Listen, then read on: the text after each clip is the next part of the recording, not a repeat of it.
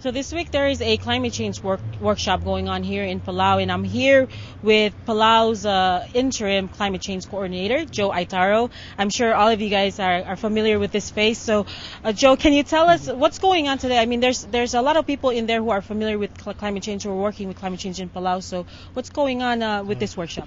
Well, this workshop is what we call it's a validation workshop. Right now, we have the second draft of the Palau's National Communication to Climate Change. And this report is our obligation as part of the UN Convention on Climate Change.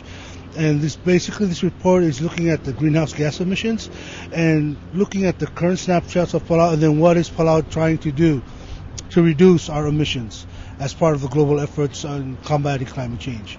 Now, will this report also help Palau in pursuing those goals? Yes, it will, because you have to look at this report as similar to like a business plan, because this report, once it goes to the Secretary of Climate Change, donors will have the opportunity to look at projects that in Palau, that they see our progress and they say, wait, this is something that we could fund. So it's an opportunity in itself. So this report needs to be validated, and that's the reason why we have these key stakeholders here, is to make sure that all the information are correct before we send it out.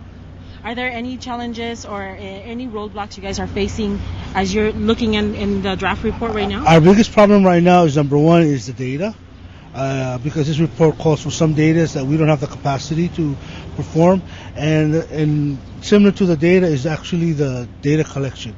It seems everyone is doing something on climate change but in isolation, and so we're hoping that through this exercise eventually we could come up with a database and exactly what our people are doing. So it's not only the collection of information out there, but as well as some of the capacity to put these data into analysis that the global community expects. So that's one of our challenges as a small island state. It sounds like this workshop is also helping Palau in the groundwork that's going on right here in Palau about climate change. So my question is as the workshop goes and as you guys continue to look into this report and try to validate it, will it also help all those different climate change people who are working on climate change in Palau? It most definitely will, because this exercise right now is also not just this week, but next week there's another climate change meeting that's going to take place, and these are all linked. And basically it's from the ground implementation, and then from the ground implementation, how we upscale it to the national level, and then how we're going to report that. Now, this second national communication is only the second.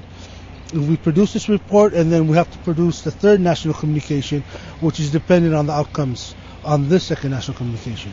Now, Joe, when is this draft version due to the UNFCCC? Well, we're hoping that we can. We're hoping to submit it next week, and that's the reason why we want the stakeholders here is to give us any other information that they know. So it's due next week, and so we're working on a very tight timetable here, tight schedule timetable, and we're very fortunate that we have a consultant from overseas, Miss Amelia Lim from Island First, and she's helping us put that together, because this report has to be written in a way that the template the Secretary provided for us.